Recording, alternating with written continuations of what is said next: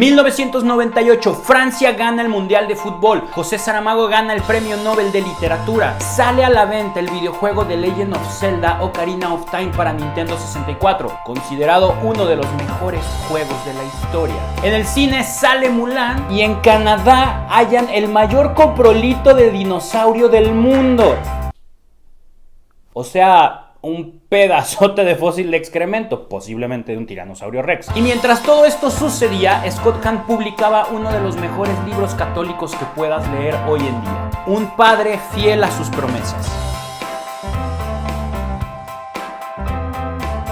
No se me ocurre otra cosa que valga más la pena que compartir la historia del amor de alianza de Dios en la historia de la salvación. Esto dice Scott Hahn en el prólogo y de verdad, créanme, se lo tomó bastante en serio a lo largo de las páginas de este libro. Hagan de cuenta que compramos tickets para un recorrido particular y exclusivo a lo largo de la historia de la salvación. Y Scott Hahn, como buen guía turístico, nos acompaña, nos guía y nos va informando de 1000 detalles que de haber hecho el recorrido nosotros solos, estoy seguro de que nos hubiéramos perdido por lo menos unas 3/4 partes de todos esos detalles. La historia de la salvación, en resumidas cuentas, la historia de las alianzas que Dios ha hecho con el hombre, empezó con Adán, pasa por Noé, por Abraham, por Moisés, por David y todo esto hasta llegar a la última, la definitiva, la nueva alianza, en la que el Hijo único de Dios, Jesucristo, es el protagonista.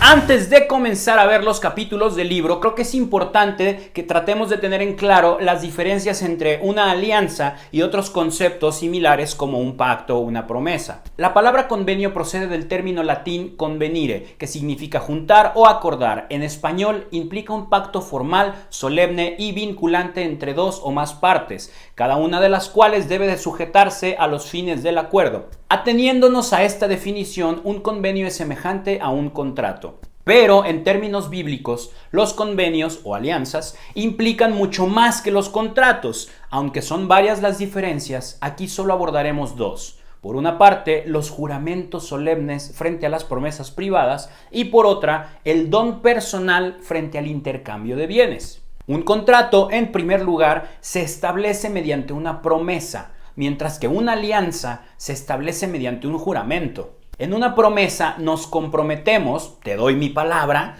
y firmamos con nuestro nombre. Con el juramento la promesa se transforma al invocar el santo nombre de Dios para que nos ayude y nos bendiga. Entre los contratos y las alianzas se puede observar otra diferencia importante derivada de la forma de intercambio. Mientras que en un contrato se intercambia una propiedad de bienes y servicios, esto es mío y esto es tuyo, las alianzas implican el intercambio de personas, yo soy tuyo y tú eres mío, creando un vínculo compartido de comunión interpersonal. Dejando esto en claro, ahora sí vayamos a ver los capítulos. El libro tiene 13 capítulos. Capítulo 1, Familia por Alianza. Cuando empiezas a investigar qué es lo que los autores bíblicos consideran importante, descubres que el concepto de alianza forma el hilo conductor que recorre toda la escritura. Los relatos que vamos a examinar describen cómo el Padre, a través de una serie de alianzas, pasa de ocuparse de una sola pareja, Adán y Eva, a ocuparse del mundo entero. En este primer capítulo, el autor va conectándonos con la idea de la alianza divina, una constante a lo largo de toda la Sagrada Escritura. Sí, a través de muchos autores de mano, pero fue Dios el que escribió todas estas palabras y Él cuidó que la historia que ha escrito tenga una línea de argumentación constante y presente en todo momento. Quizá ya has leído varios libros de la Biblia o incluso hasta la habrás leído toda posiblemente. Sea cual sea tu caso, este primer capítulo del libro hará que aparezcan en ti unas tremendas ganas de leer toda esta increíble historia por completo. Y ahora sí, sabiendo cuál es la temática que el autor quiso que uniera a cada uno de sus relatos. Capítulo 2. La alianza de creación y el templo cósmico. El relato de la creación enseña la verdad más esencial acerca del mundo, que fue creado para ser el lugar santo en el que morara la presencia de Dios y el lugar del culto sacrificial y sacerdotal del hombre. En otras palabras, Dios quiere que veamos el mundo como un macrotemplo. Aquí vemos primeramente cómo Dios trasciende la creación. Nos ha regalado un mundo hermoso, sí, maravilloso, tanto en su funcionamiento como en su estética, y sin embargo, incomparable junto a su creador. Scott nos ayuda a ver que la Biblia nos deja algo muy en claro desde el inicio. Está Dios y después, lejos, muy lejos, está todo lo demás, incluyéndonos a nosotros. Realidades incomparables. Y entendiendo esto podemos avanzar para entender nuestra existencia. Dios ha creado al mundo y al ser humano no para glorificarse Él, ni para que nosotros lo glorifiquemos así sin más, sino para compartir su gloria. Dice el catecismo que Dios nos ha creado para que tengamos parte de su vida bienaventurada. Es decir, en un desbordamiento de su amor nos ha creado para compartir con nosotros su existencia y nos ha creado este mundo para que en él y a través de él compartamos con Dios nuestra existencia. Y es en este macrotemplo que es el mundo en donde Dios nos ha propuesto entablar una alianza que nos une íntimamente a Él y nos convierte en su familia. Capítulo 3. Adán, un roto en el hombre. Sobre el Padre no pesaba la amenaza de que Adán y Eva fueran como Él, porque para eso los había creado. El hombre estaba destinado a ser plenamente divinizado por Dios en la gloria.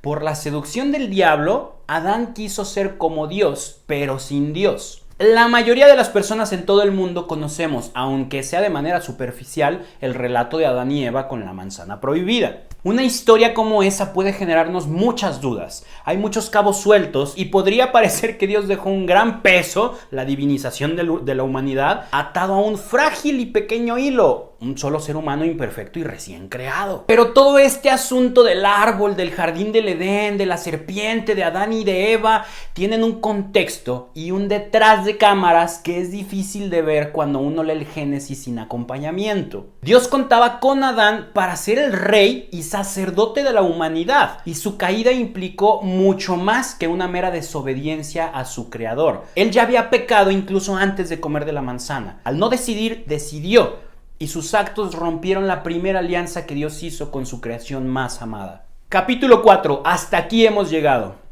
Solo cuando nos descubrimos miembros de la familia de Dios empezamos a entender que pecar no significa solamente infringir unas leyes, sino sobre todo romper una relación. Después de la caída de Adán, Dios no abandona al hombre, al contrario, sigue con sus planes y la humanidad crece y se extiende por el mundo. Sin embargo, la caída de Adán trasciende las generaciones y ya sus hijos son víctimas de las consecuencias del pecado original. Se nos presenta otra historia muy famosa, la de Caín y Abel. Metidos en sus asuntos cada uno, Caín expresa de la envidia y mata a su hermano Abel.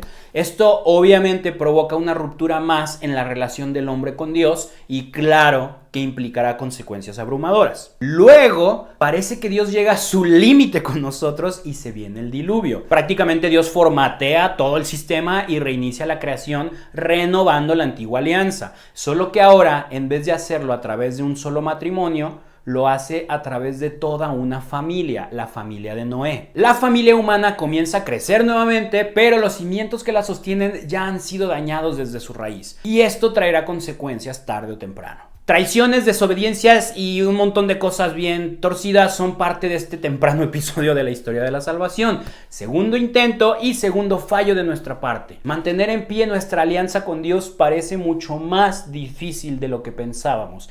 Y esto va a requerir de un esfuerzo descomunal, de una fe única. ¿Cómo se deletrea creer?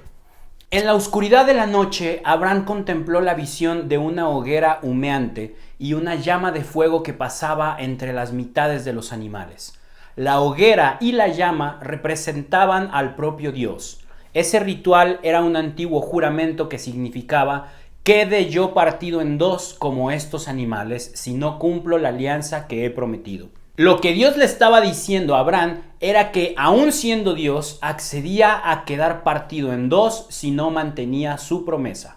Ahora sí se viene lo bueno. No por nada a Abraham se le conoce como el padre de la fe. En ese tiempo todo mundo creía en muchos dioses. El dios de esto, el dios de aquello, dios fulanito, dios sutanito, etcétera, etcétera. Y de repente aparece un dios que reclama ser el único dios que realmente existe, Pero no aparece ante todo el mundo, ni siquiera ante todo un país, no, se aparece solamente ante una persona, prometiéndole cosas inimaginables, poco o nada probables y rayando en lo imposible. Además, pidiendo a cambio fidelidad exclusiva y confianza absoluta. ¿Cómo hubieras reaccionado tú de haber estado en el lugar de Abraham? Bendito Dios, Abraham dijo, va, te la compro. Se nos ha dado una nueva oportunidad y por fin parece ser que la humanidad ha entendido este cotorreo. A través de un solo hombre, de nuevo, la fe en el único Dios verdadero nace y se arraiga en el corazón de la humanidad. Abraham abre una puerta que será fundamental para el resto de la historia y su fidelidad a Dios, incluso en las circunstancias más duras de afrontar, es recompensada en grande. Capítulo 6. El mayor servirá al menor. Las situaciones difíciles nunca logran que el padre desista de sus planes ni deje de cumplir sus promesas. Este capítulo abarca algunas de las historias que mueven las mayores tradiciones de aquellos pueblos. Los hijos menores se convierten en los protagonistas de la historia, dejando tanto a los primogénitos como al resto de hijos mayores en circunstancias confusas y frustrantes que los llevaron a hacer algunas cosas de las que de seguro no estarían orgullosos. Dentro de esta temática, Scott aborda una de mis historias favoritas de toda la Biblia, la de José el Soñador. Una vez más, los corazones de los hijos de Dios se perturban por la envidia y la soberbia y ocasionan serios problemas. Pero, como dice la frase que cité minutos atrás, las dificultades nunca detienen a Dios, ni en sus planes, ni en el cumplimiento de sus promesas. Capítulo 7. Deja salir a mi pueblo. Capítulo 8. La respuesta de un pueblo de dura cerviz. Capítulo 9. Reincidentes muy queridos. El objetivo de Dios era más espiritual que político: liberar a su pueblo de su vinculación a los falsos ídolos y su dependencia de los dioses terrenales. Después sería libre, fuesen cuales fuesen sus circunstancias terrenales. El Éxodo. Estos 3 capítulos abordan esta historia, la cual determina los fundamentos de lo que sería la religión del pueblo judío hasta nuestros días. Dios renueva una vez más la antigua alianza, ahora con Moisés, quien es una clara prefiguración de Jesús. Ya se sabe en la historia: asesinatos, plagas, un faraón terco, miedos, milagros, persecuciones. Si se hiciera una trilogía tipo del Señor de los Anillos de este libro de la Biblia, estoy seguro que sería un exitazo. Yo creo que he leído el Éxodo completo alrededor de unas 10 veces en toda mi vida. Y leyendo este libro de Scott, me percaté de datos tan presentes como importantes en la historia de la salvación y que nunca había notado. La pedagogía que Dios utiliza con su pueblo para liberarlo desde el fondo de su corazón es impresionante, así Montessori. Cómo los va conduciendo por el camino de la liberación espiritual, cómo refuerza el cometido con acciones corporales, sacrificios físicos, reglas, reproches, dando la clásica imagen de padre de familia injusto y demasiado estricto, pero que en el fondo tiene la intención más pura y amorosa para sus hijos, los cuales no están capacitados para verla en ese momento. Además, la relación que Dios entabla con Moisés es admirable. Dios va conduciendo a su nuevo líder por un camino de madurez espiritual que posiciona a Moisés como uno de los grandes personajes de la historia de la humanidad. Capítulo 10. Escoge a quién vas a servir. No hay duda de que la obediencia es mejor que el sacrificio. Aún con sus dificultades y sus recaídas en la idolatría, el pueblo de Israel logra salir adelante. Moisés muere sin pisar la tierra prometida, eso está gacho, pero Canaán ya espera al pueblo de Dios. Comienzan las batallas de conquista, siempre guiadas por las precisas instrucciones de Dios para que sus planes funcionaran a la perfección. Josué, heredero del liderato de Moisés, fue fiel a los mandatos de Dios y condujo a su pueblo a la conquista de estas tierras. Todo parecía estar en orden por fin. Pero llega su muerte y se viene la repartición de las tierras entre las 12 tribus de Israel y el comienzo del periodo conocido como los jueces. Ya se puede vislumbrar un claro patrón de conducta en esta gente. La rectitud del rescatador devolvía la libertad al pueblo y esto les permitía servir a Dios y de esta manera llegaban a la prosperidad, la cual generaba abundancia que a su vez generaba relajación a tal punto de desentenderse de Dios y de nuevo venía la caída, requiriendo así un nuevo rescatador. Y en esta etapa es cuando el pueblo de Dios no se conforma con lo obtenido hasta ahora. Demandan ser convertidos en un reino, lo cual les trae, como cualquier otro reino de esa época, más problemas que beneficios. Capítulo 11. Tú eres ese hombre. Muchas veces Dios se vale de los medios más humildes para alcanzar sus victorias más espectaculares. La historia del Éxodo tuvo sus muchos altibajos, pero Dios se mantiene fiel aun cuando su pueblo pierde el norte más fácil de lo que México pierde su cuarto partido en los mundiales. Ahora se viene una nueva etapa en la historia de Israel, una etapa marcada, como ya es habitual, por una renovación de la antigua alianza. De nuevo Dios se compromete con su familia, solo que esta vez, después de entablar alianzas con un matrimonio, una familia, una tribu y una nación, ahora lo hace con todo un reino. Este es el penúltimo paso de alianza que Dios da antes de llegar a la alianza perfecta.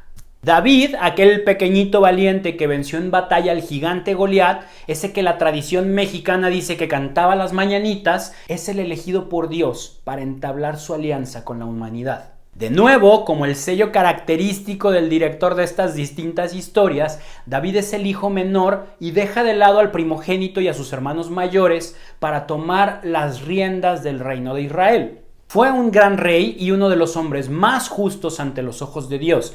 Sin embargo, también cae, se corrompe y firma la sentencia de su reinado. Después de él vendría el más sabio de los reyes, su hijo Salomón, pero el reino ya estaba sentenciado y la alianza pactada seguiría siendo imperfecta. Capítulo 12. Todo está consumado. La condición de Mesías convierte a Jesús en sacerdote, profeta y rey. Es el nuevo Adán, es del linaje de Abraham, es el nuevo Moisés, es el hijo de David, es el hijo de Dios, es el Cordero de Dios. Jesús tenía que ser todas estas cosas y algunas más para cumplir cada una de las promesas del Padre, y las cumplió. Dios ya no hace una renovación de la antigua alianza, sino que ahora realiza una nueva, la nueva alianza, la definitiva, la que trae plenitud a nuestra relación con Dios. En este penúltimo capítulo, Scott nos lleva por un más que minucioso recorrido de todo lo que implicó la participación de Jesús en el cumplimiento de las promesas que Dios le hizo a la humanidad a lo largo de los siglos. Cada uno de los representantes de su pueblo, Adán, Noé, Abraham, Moisés, David, fueron una prefiguración de Jesús. Cumplieron un rol parcial que nos daba destellos de lo que se debía cumplir plenamente en la persona de Jesús. Cada gran suceso por el que pasaron estos personajes prefiguraba los momentos de la vida de Jesús que lo conducirían al cumplimiento de cada una de esas promesas. Y lo que cada líder logró hacer de manera imperfecta, con caídas e incumplimientos, Jesús lo hizo a la perfección. Capítulo 13. Ya está aquí la esposa. El plan de Dios se desarrolla en 3 etapas. La antigua alianza es la promesa. La nueva alianza es el cumplimiento. Y la eternidad es la consumación. Nace la iglesia, la esposa de Cristo. La relación de Dios con su iglesia es el modelo perfecto de donde nacen nuestras imperfectas realidades que nos conducirán de regreso a casa. Todo lo que hay en esta tierra ha sido hecho para que apunte hacia las realidades del cielo. Nos ha tocado vivir en los tiempos del cumplimiento bajo la promesa de la consumación. Esos fueron todos los capítulos y yo les recomiendo este libro a todos los católicos. Les aseguro que les ayudará a tener una visión global de lo que implica ser cristiano y reforzará de una manera muy especial nuestra identidad como hijos de Dios. Es un libro que revela un sinfín de razones para vivir con esperanza, confiados en el amor y en la fidelidad de Dios. Definitivamente lo considero como una lectura casi obligada para quien busca profundizar en su fe cristiana. Ya para concluir, en cierto sentido podríamos decir que la Biblia es algo así como el universo cinematográfico de Marvel. Obviamente a mucha mayor escala, claro. Igual que con las películas de Marvel, podemos leer un libro de la Biblia de manera aislada y sacarle mucho provecho. E incluso podríamos leer todos los libros o ver todas las películas y disfrutarlo muchísimo. Pero así como con las películas de Marvel, ver Infinity War y Endgame fue lo que en cierto modo le dio sentido a todas las historias contadas durante los 10 años de películas, la idea de la alianza divina es lo que le da sentido a cada uno de los libros que están presentes en la Biblia.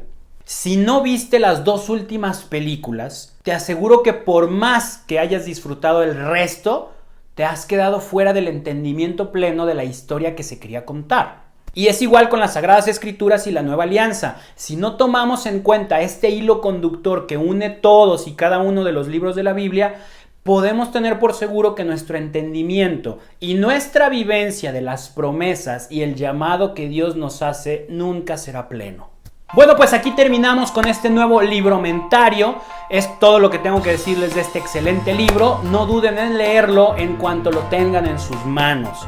Los invito, como siempre, a que se suscriban a nuestro canal y le den clic a la campanita para que estén al tanto de todo el contenido que subimos. También pueden seguirnos en nuestras redes sociales. En cada una estamos compartiendo distintos tipos de contenido para todos los gustos. Y de nuevo los invito a que se den una vuelta por nuestro perfil de Patreon. Les dejo el link aquí en la descripción. Allá tenemos contenido exclusivo para quienes se sumen a este proyecto. Y sumándote, pues nos ayudas a compartir más contenido para todos ustedes. Así es que ahí los espero con muchísima emoción. Me encomiendo a sus oraciones y tengan por seguro que ustedes están en las mías. Yo soy Manu Casten y que Dios los bendiga.